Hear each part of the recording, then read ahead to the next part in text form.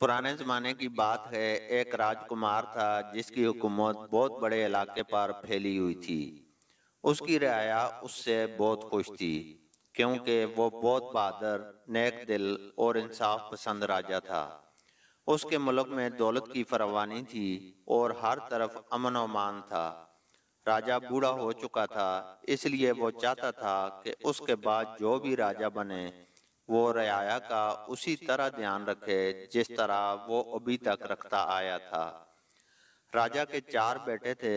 उसने तय किया कि उसे राजा बनाएगा जो उसके काबिल हो, ना कि बड़ा हो। एक दिन राजा ने अपने चारों बेटों को बुलाया और कहा, मेरे बच्चों, देखो मैं अब बूढ़ा हो चुका हूँ, इसलिए मैं चाहता हूँ मुल्क की भाग दौड़ तुम में से कोई एक संभाले। आज मैंने रवायत को तोड़ते हुए ये फैसला किया है कि तुम में से जो काबिलियत में बड़ा होगा, ना कि उम्र में, वो इस मुल्क का राजा बनेगा। कल चांद की पहली तारीख है। कल दरबार में सबकी मौजूदगी में आप लोगों के हाथों में एक लिफाफा दिया जाएगा, जिसके अंदर लिखा होगा कि आपने कहाँ जाना है और क्या क्या लाना है। जो इस इम्तिहान में पास होगा वही मेरे बाद राजा होगा। दूसरे दिन दरबार सजा हुआ था। चारों राजकुमार पूरी तैयारी के साथ दरबार में हाजिर हुए। राजा ने उनके हाथ में शाही मोहर लगा हुआ लिफाफा देते हुए कहा, आप लोगों को नए चांद की पहली तारीख तक इस काम को पूरा करके लौट आना है। राजकुमार लिफाफा में लिखी चारों सिमतों में चले गए और लोग चांद के बढ़ने और घटने का इंतजार करने लगे। आखिरकार वो दिन आ गया। दरबार सज गया और सारे लोग राजकुमारों की राह तकते हुए दरवाजे पर नजरें जमाए हुए थे। अचानक शोर बुलंद हुआ तो राजा ने नजरें उठाईं तो दरवाजे से सबसे छोटा राजकुमार एक खूबसूरत सुनहरी हिरन का बच्चा लिए नुमदार हुआ। दरबार में खुशी के नारे लगने लगे। राजकुमार ने वो हिरन का बच्चा राजा के कदमों में रखकर खुशी और फख्र के साथ एक जानब खड़ा हो गया। अब दरबार बाकी राजकुमारों की राह तक रहा था। तभी अचानक दूसरे नंबर का राजकुमार दाखिल हुआ। दरबार में फिर खुशी के नारे लगने लगे। राजकुमार के हाथों में पानी से भरे कांच के खूबसूरत बर्तन में दनक के रंगों की तरह 7 छोटी छोटी खूबसूरत मछलियां थीं।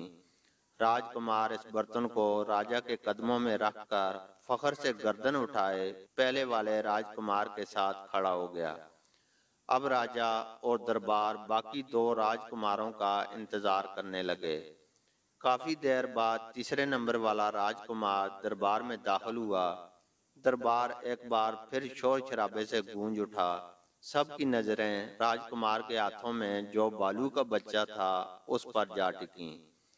उस बालू के बाल रूई के गाले की मानंद सफेद थे।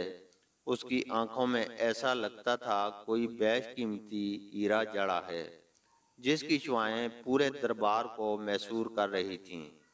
राजकुमार उस बालू को हिरन और मछली के पास रखकर खुशी खुशी दोनों राजकुमारों के साथ खड़ा हो गया। अब सभी लोग सबसे बड़े राजकुमार की राह तकने लगे। कई घंटे बीत जाने के बाद राजकुमार का कोई अता पता न था। दरबार खत्म होने में थोड़ा वक्त ही बचा था। तभी राजकुमार दाखिल हुआ। दरबार में बुलंद होता शोर अचानक उसके खाली हाथों को देखकर सन्नाटे में तब्दील हो गया। राजकुमार ने दामन से सर झुकाए बाकी राजकुमारों के साथ खड़ा हो गया। सारे दरबार पर सन्नाटा तारी और नजरें राजा पर टिकी थीं, क्योंकि अब फैसला की बारी थी। राजा पूरे जाओ जलाल के साथ खड़ा हुआ और मुस्कुराकर पूरे दरबार में और राजकुमारों पर नजर डाली और बुलंद आवाज से कहा, मेरा बड़ा बेटा अब से आपका राजा होगा। सारे दरबार में खुसर फुसर शुरू हो गई। किसी को कुछ समझ नहीं आ रहा था कि जो राजकुमार खाली हाथ आया है उसे ही क्यों राजा बना दिया गया। राजा ने दरबार को हाथ के इशारे से खामोश कराते हुए कहा, बात दरअसल ये है कि मैंने अपने चारों बेटों को चारों से मत वो चीज लाने को कहा जो वहां होती ही नहीं है, लेकिन नतीजा आपके सामने है। याद रखो, जो शख्स ईमानदार होगा वही इंसाफ करने वाला होगा।